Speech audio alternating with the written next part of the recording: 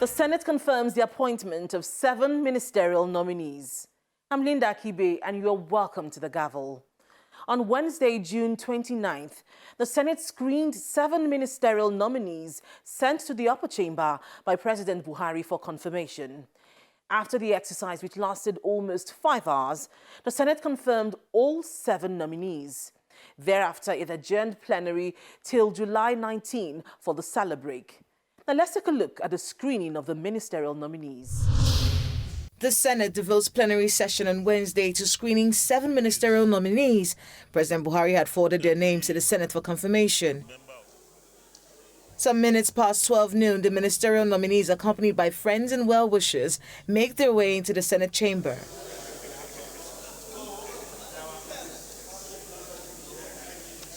In what has been a long-standing practice, President Buhari did not attach the specific ministry each nominee, if confirmed, will be leading, a situation which federal lawmakers have criticized in the past. The first nominee to be screened is Ikejuku from Abia State. I am an industrialist. I have my factory in my village. I produce harmony foam. I'm coming from a private sector.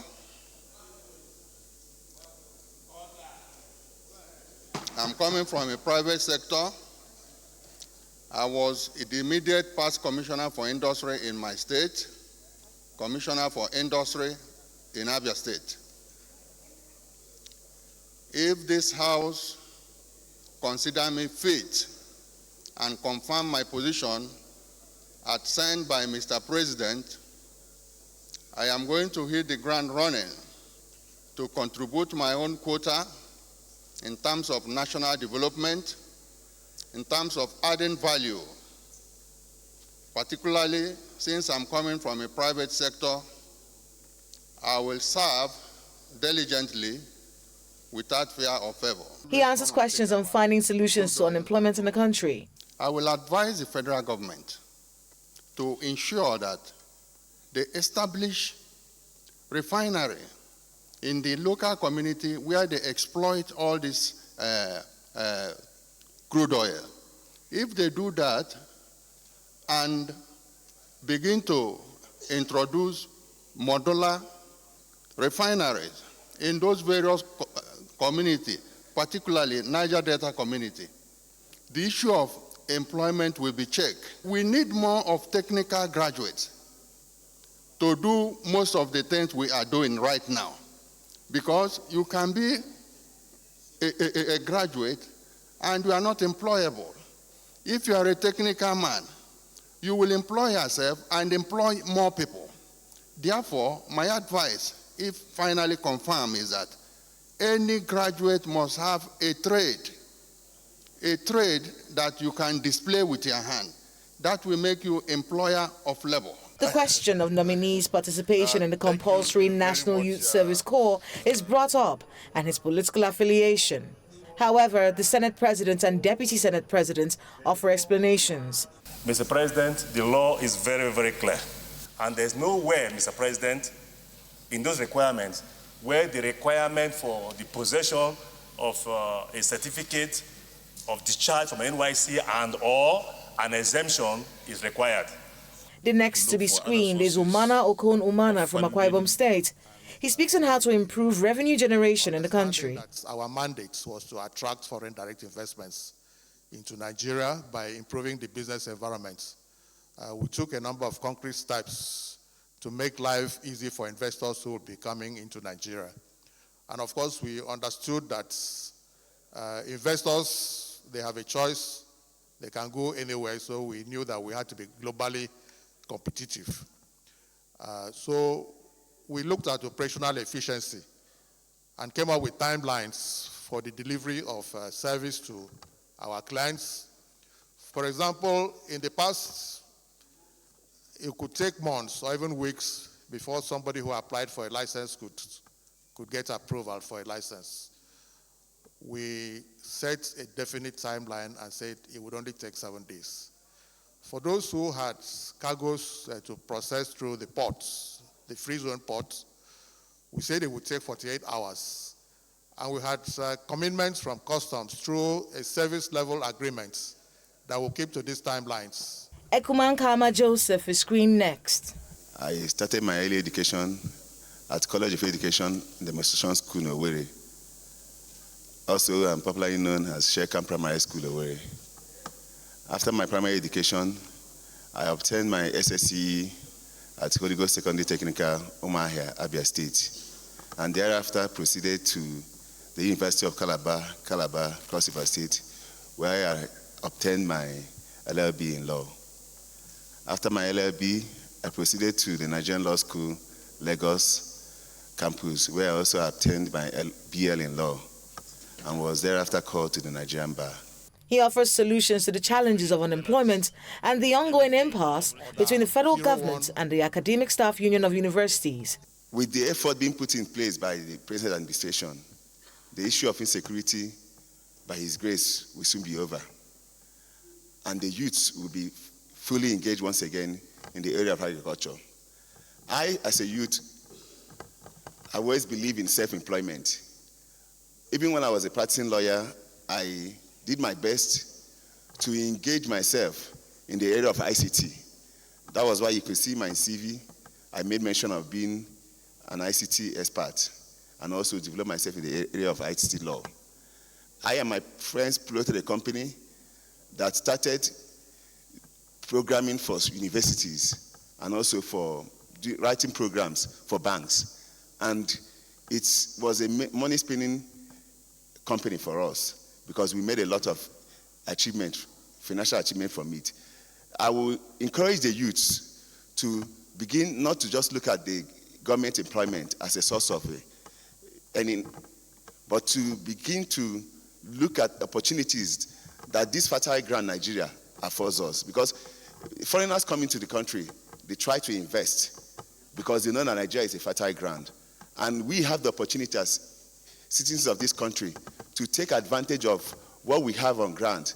There are several areas that have not been touched in terms of investment opportunity. The youth can tap into it. I also want to say that engagement of the youth in the area of direct labor, like we did in our state, will also be helpful.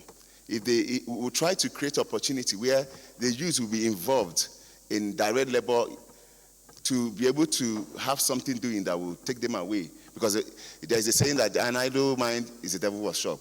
Senator Adeola, most respectfully, sir, you inquired about what I would do about ASU strike. My answer would be that there will be need for compromise. For a very long time, ASU have been sticking to their guns that all the agreements as had earlier been agreed upon must be implemented. And we know that from the same source, the same national purse, there are several contending interests seeking attention from the national purse. My advice would be that government and ASU will have to come to a compromise. And through this, we'll be able to solve this issue of ASU strike once and for all. And I want to also appeal. Yes, I know the importance of budgetary provision. So I want to appeal to the Senate that when the budget is being made for the coming year, that there will be adequate provision for education sector so that some of these needs that the ASU members are asking for, ASU Union, will be able to be met. A former member of the House of Representatives, Mr. Goodluck Opia, was asked by the chamber to take a bow in accordance with its tradition of extending such privileges to past members of the National Assembly.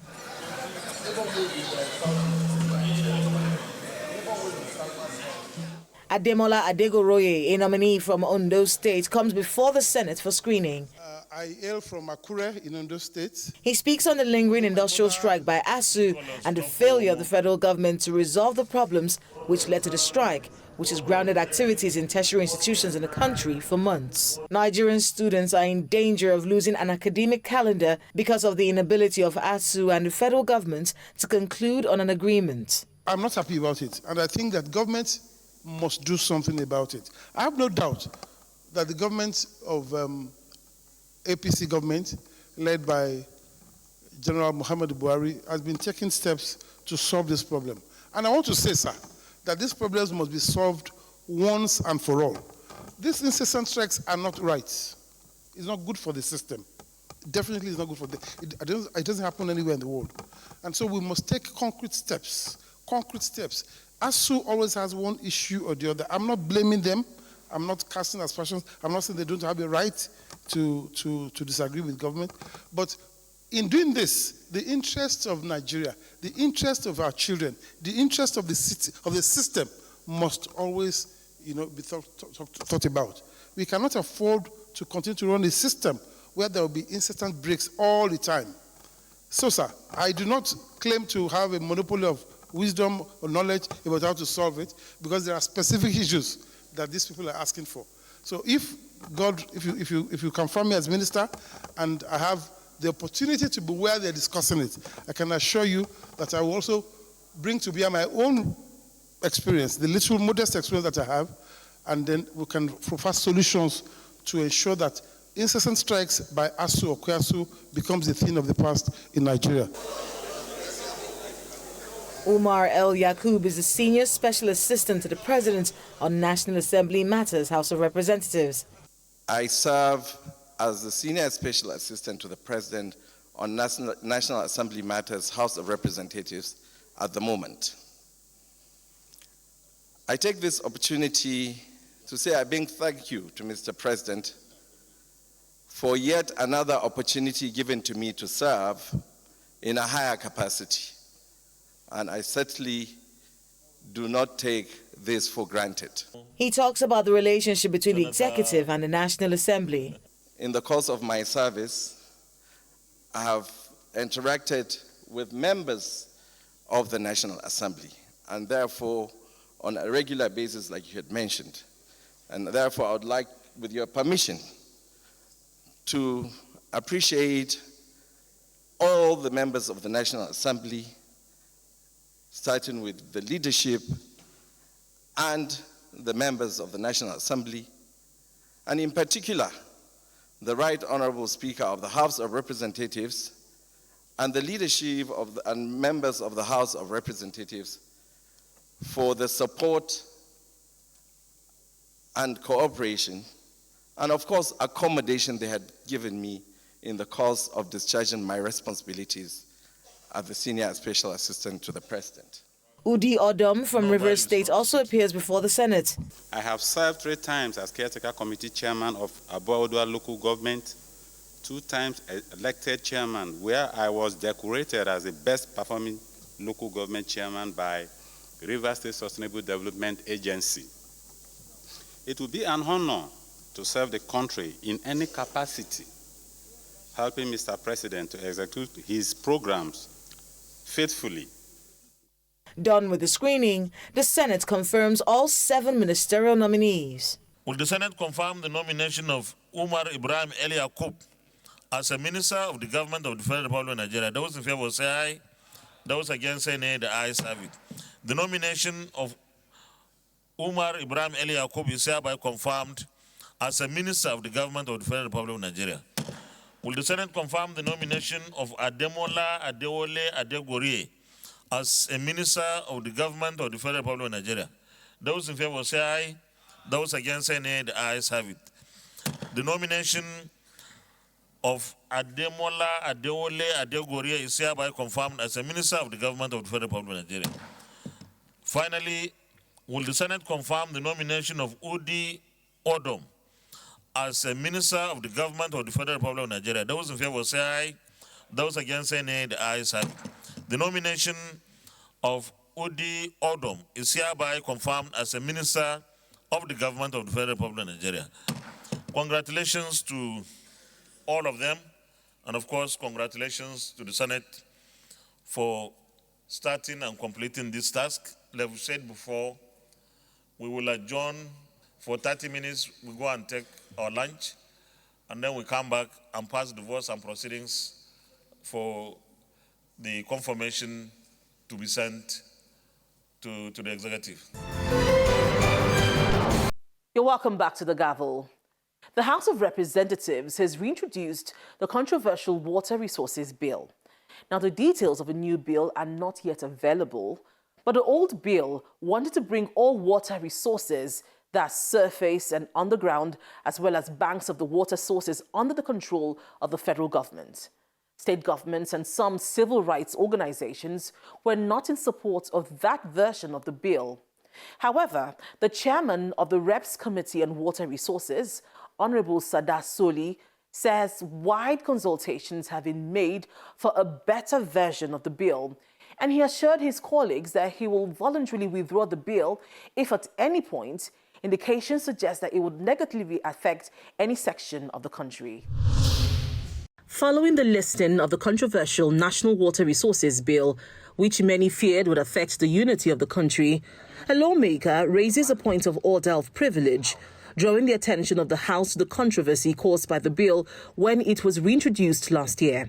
Some of us, Mr. Speaker, wonder why this issue is still being represented on the floor of the House, because some of us are not comfortable and in support of this bill in the first instance, Mr. Speaker. The Speaker offers an explanation. He told me that the issues that were raised then, the issues of controversy that were raised then, have been addressed by all the governors. That apparently this new bill that all the governors of the Federation, both South and North, participated on this bill. And I want to take him by his word. We are duly elected with a mandate in this House to represent the interests of our people. So we are also coming from the premise of that constitutional power and role that we have.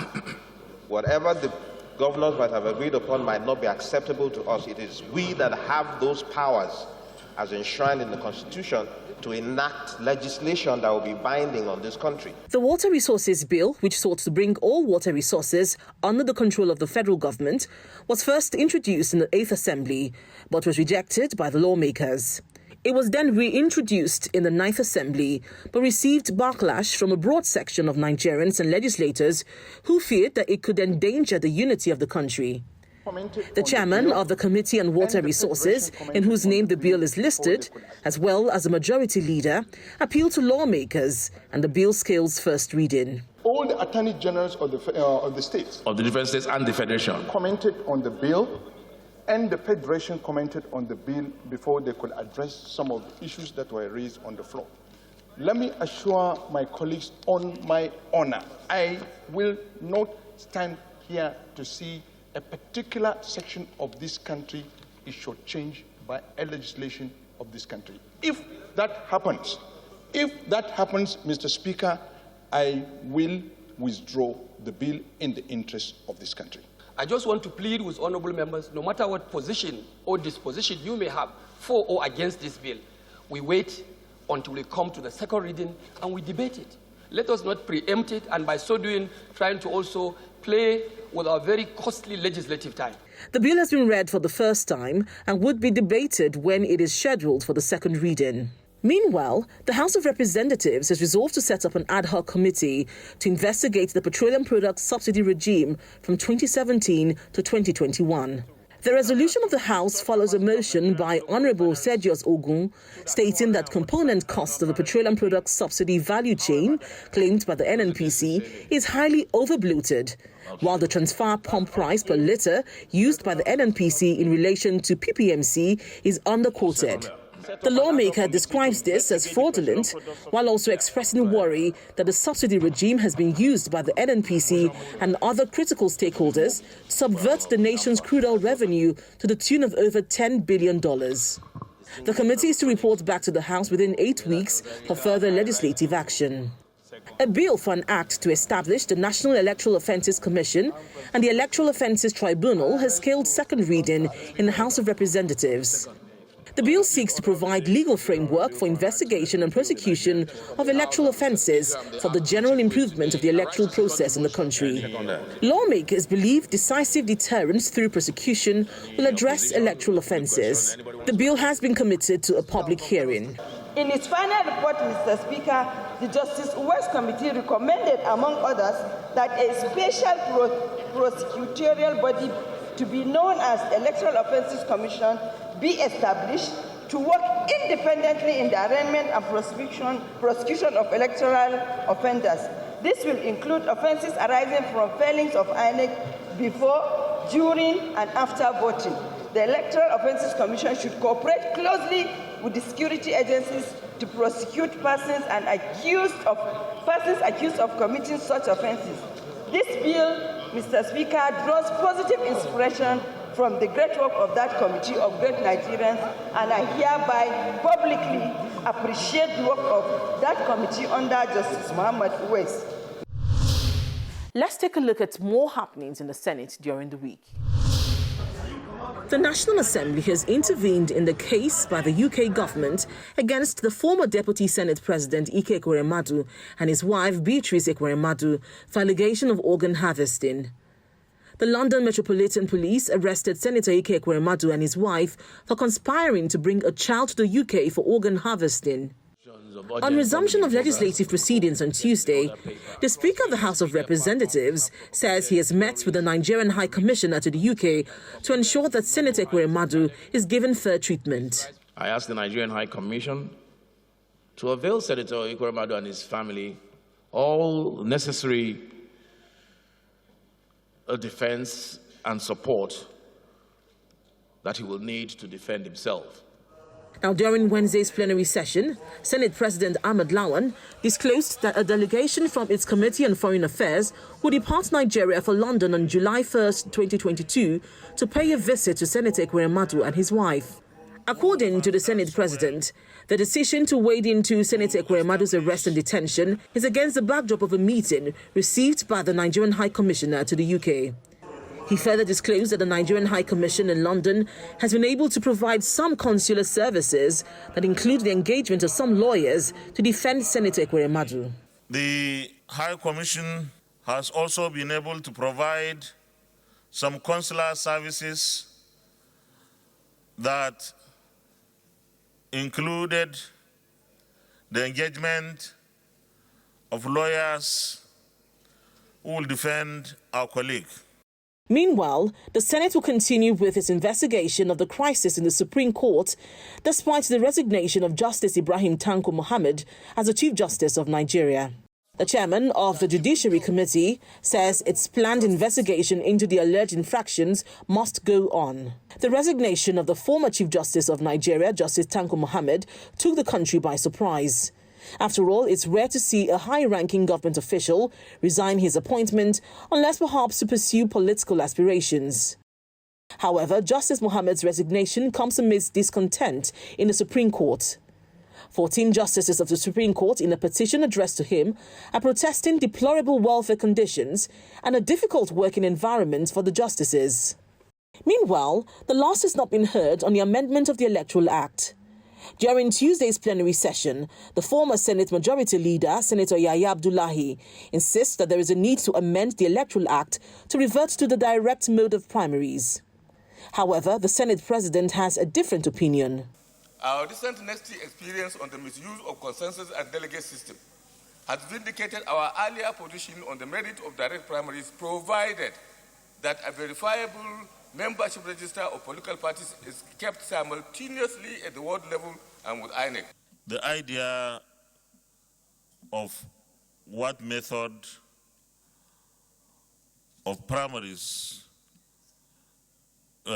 should be adopted at the moment is entirely left for the political parties to decide.